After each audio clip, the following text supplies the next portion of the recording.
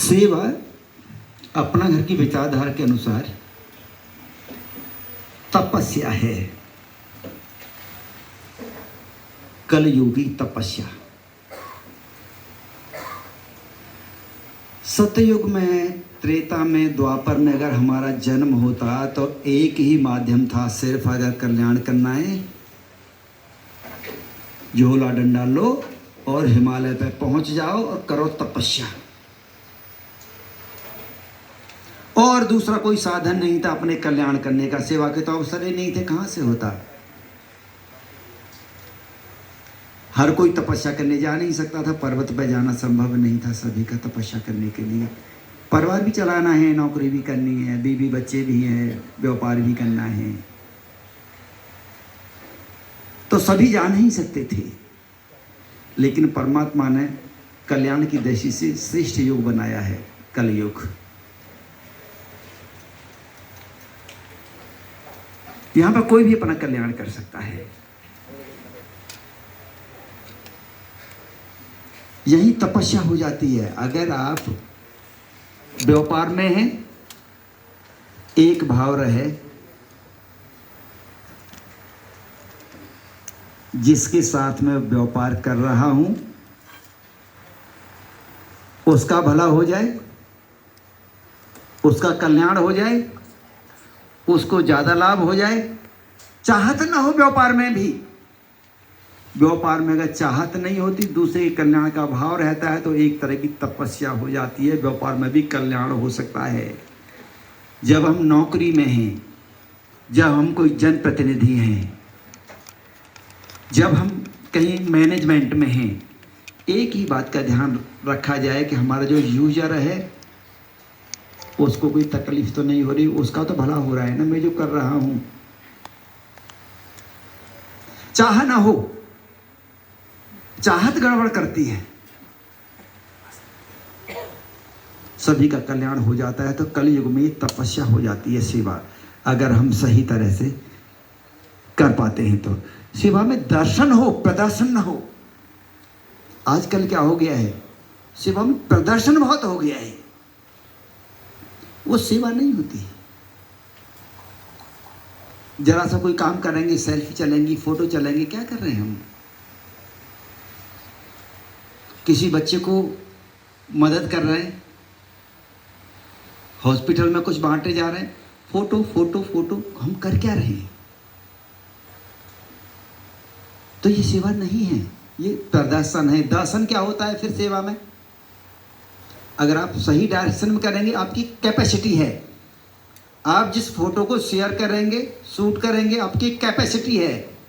लेकिन अगर सच्ची सेवा होगी, सेवा में अगर दर्शन होगा, हजारों लोग आपकी सेल्फी खुद लेंगे ना, वो दर्शन होता है।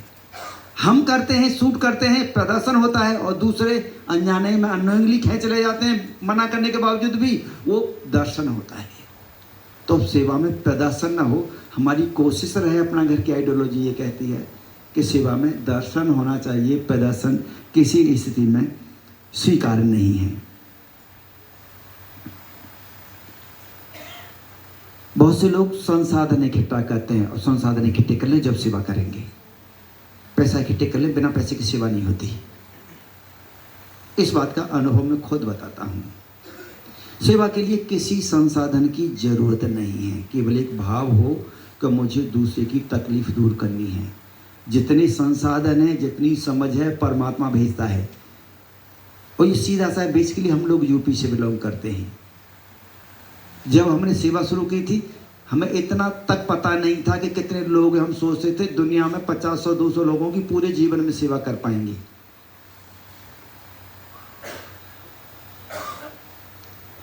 स्थान हमारे पास नहीं था, पैसा हमारे पास नहीं था, 10 लोग हमारे पास नहीं थे, मिलने जुलने वाले हमारे पास नहीं थे। बेसिकली यूपी के थे, तो लोग सोचते थे ये फर्जीवाड़ा और निकल जाए, कहीं यहाँ पे आके किसी को धोखा दे के न चला जाए, तो सदस्य तक नहीं बनते थे। कुछ भी नहीं था और सेवा हो गई। तो सेवा के लिए संसाधनों की जरूरत नहीं होती, एक भाव की जरूरत होती है। आपके अंदर भाव चाहिए, निर्मल भाव, सेवा अपने आप हो जाती है।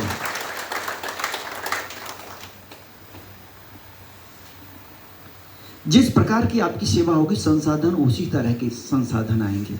अगर सेवा दैवीय है तो संसाधन दैवीय आएंगे, और सेवा सांसारिक है तो संसाधन सांसारिक आएंगे। आपको कल्याण करना है, सेवा दैवीय करनी पड़ेगी। नेम फेम कमाना है, थोड़ा बहुत कहीं कुछ वैसे करना है, अपना काम निकालने हैं, व्यापार के काम निकालने हैं, दूसरे काम निकालने हैं, तो फिर तो ऐसी संपदा आ जाएगी, आ जाती है। श्रेष्ठ कार्य करने से भी ये चीज़ें आ जाती हैं। लेकिन जिस लिए हमारा जन्म हुआ है उसी लिए वो उद्देश्य पूरा नहीं हो पाता। हमारा जन्म व्यापार और इसके लिए तो हुआ ही नहीं था। तो संसाधन दैवीय इकट्ठे करने, सेवा दैवीय हो, निष्काम, पता न चले कैसी, पता कैसे न चले उस तरह की सेवा हो। ये शरीर है, ये मुझसे अलग है। बचपन से सोच साफ करता आ रहा हूँ, किसी को बताया नहीं आज तक मैं सेवा कर रहा हूँ। रोजाना इसको खाना खिलाता हूँ, रोजाना धोता हूँ, दुर्गंध ना आ जाए, कपड़ों से ध्यान रखता हूँ, सर्दी गर्मी बरसाते बताता हूँ। किसी से मैंने कहा ही नहीं आज तक मैंने सेवा की है। ये दैवीय सेवा होती है। कह तो रहने शरीर की भी सेवा तो कर ही रहे ना। जैसे अपने शरीर की सेवा करते हुए पता न चले, वैसे दूसरी तरह करते हुए पता न चले, अपने आप हो जाए। ये सब अपने आप ही तो हो जाता है। इसका नाम सेवा है। ये अपना घर की विचारधारा है, अपना घर की आइडियोलॉजी है। सेवा करके हम उपकार नहीं करते, उपकृत होते हैं। इस बात का हम लोग ख्याल रखें। हमारे घर की विचारधारा है, अपना घर की, उपकार नहीं है, उपकृत हो रहे हैं। कॉलर ऊंचा मत करने की कहीं कोई आवश्यकता नहीं है। सिर झुकाने की आवश्यकता है, नजर नीचे करने की आवश्यकता है, झुकने की आवश्यकता है। बड़ी कृपा कर दी आपने, आ गए।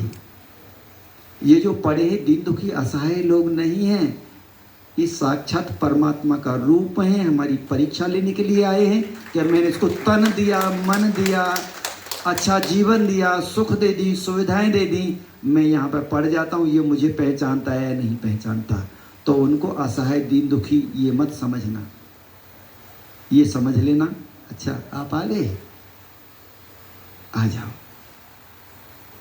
जैसे मंदिर में भाव हो जाता है निर्मल। अच्छा, जैसे मंदिर मस्जिद चर्च गुरुद्वारे के सामने से हम निकलते हैं तो कोई हमें बताता नहीं है, कोई डायरेक्शन देने वाला नहीं होता है, अपने आप सिर झुक जाता है। क्यों? हम उसको देव स्थान मानते हैं।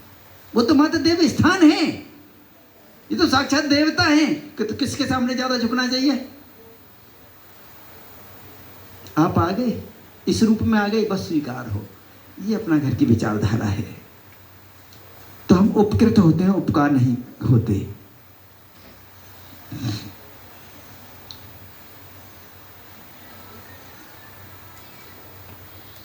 सेवा करने से कभी दूसरे का भला नहीं होता, ये ध्यान रखना। हुआ नहीं और होगा नहीं, हमारा ही भला होता है। उदाहरण के लिए कोई एक्सीडेंट हो जाए, आप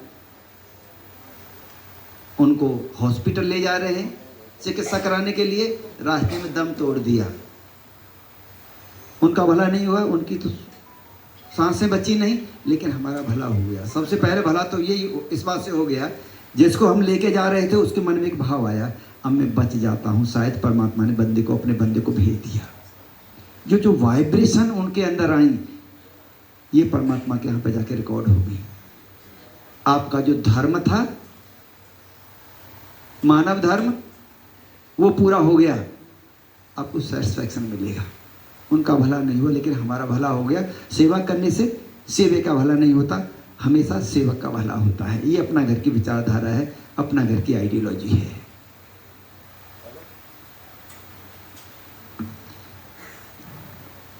अगर संसाधनों का कहीं अभाव है, दुनिया को कोसने की जरूरत नहीं है, दुनिया को बुरा बताने की जरूरत नहीं है कि दुनिया संसाधन नहीं देती है। अपने कर्मों को सुधारने की जरूरत है। हमारे कर्मों में खोट है, परमात्मा देता है संसाधन। कर्म ठीक होते हैं तो उसके अनुरूप दे देता है, कर्मों में खोट होता है तो नहीं देता। अपने अंदर खोट को देखने की आवश्यकता है। अपना घर की आइडियोलॉजी इस बात को कहती है, खोट है चुन चुन के निकाल दो, एक एक करके निकाल दो। और जब तक निकालते रहो खोट को अपने अंदर से, जब तक जो संसाधन अपेक्षित हैं वो ना आ जाएं। और ऐसा हो नहीं सकता जब तक सत्ता परमात्मा की है। हमारे कर्म ठीक हों, हमारी पात्रता हो, हम पात्रता से बिलोंग करते हों, और संसाधन नहीं आए, आएंगे ही आएंगे, हर हाल में आएंगे, कोई रोक नहीं सकता है संसार में। ये अपना घर की आइडियोलॉजी है, विचारधारा है। सच्चे ज़्यादा काम करने से सेवा नहीं होती, ये ध्यान रखना। एक बेलदार हमसे ज़्यादा काम करता है, हम 12, 13, 14 घंटे करते हैं, वो 18 घंटे तक करता है। लेकिन आप देख लेना खुद से कि हम कितना काम करते हैं, और हमारे यहाँ जो लगा हुआ है, जिसको हम 10, 15, 20 हज़ार, 25, 30, 40 हज़ार देते हैं, वो कितना कमाता है, कितना ज़्यादा काम करता है। ज़्यादा काम करने से कभी सेवा ज़्यादा नहीं होती, नीतियों के साथ काम करने से सेवा होती है, आदर्शों के साथ काम करने से ज़्यादा सेवा होती है। आदर्श ह्यूमन रिसोर्स लेके आते हैं, और नीतियाँ कंफर्ट लेके आती है। ये दो बातों का ध्यान रखना। पूरी व्यवस्थाएं अपने आप जैसा आप चाहते हैं वैसा होगा ही होगा, ऐसा होगा ही नहीं। नीति और आदर्श दो पे आप काम करते रहें तो पूरी व्यवस्थाएं अपने आप चलती रहेंगी। हमें कहीं कोई ज़्यादा देखने की आवश्यकता नहीं है। जीवन में हमारे में तकलीफ दर्शाती है कि हमारी पात्रता ठीक नहीं है। जीवन में तकलीफ है तो दूसरे को दोष मत देना, पड़ोसी को दोष मत देना, जिसने केस किया है उसको दोष मत देना। या तो प्रारब्ध बस हुआ है, उसे निपटारा कर लेना। वकीलों को चक्कर लगाने की आवश्यकता नहीं। अपना घर की विचारधारा इस बात को कहती है, कहीं हमारे यहाँ पर तकलीफ है, उसके सीधे सीधे दोषी हम हैं। इसका दोष किसी दूसरे को दे ही नहीं सकते। कोई दूसरा हमारे अलावा हमारे कार्यों के लिए, हमारी कृत्य के लिए, हमारी जीवन शैली के लिए, हमारे जीवन जीने के लिए, हमारे कर्मों के लिए दूसरा कोई दोषी हो ही नहीं सकता है। अगर कोई दोषी हो सकता है हमारे उत्थान में, हम ही दोषी हो सकते हैं, क्योंकि दूसरे का किसी का रोल ही नहीं है। हमारा जीवन इंडिविजुअल है। इसलिए अपना घर की विचारधारा कहती है दूसरे की तरफ उंगली कभी नहीं करनी है, हमेशा अपनी तरफ, अपनी तरफ, अपनी तरफ। किसी भी आप दुविधा में हैं, किसी भी परेशानी में हैं, किसी भी तकलीफ में हैं, सिर्फ उंगली करनी है, अपनी तरफ करनी है, सोचना है कि बेटर कैसे हो सकता है, समाधान क्या हो सकता है। ये अपना घर की विचारधारा है।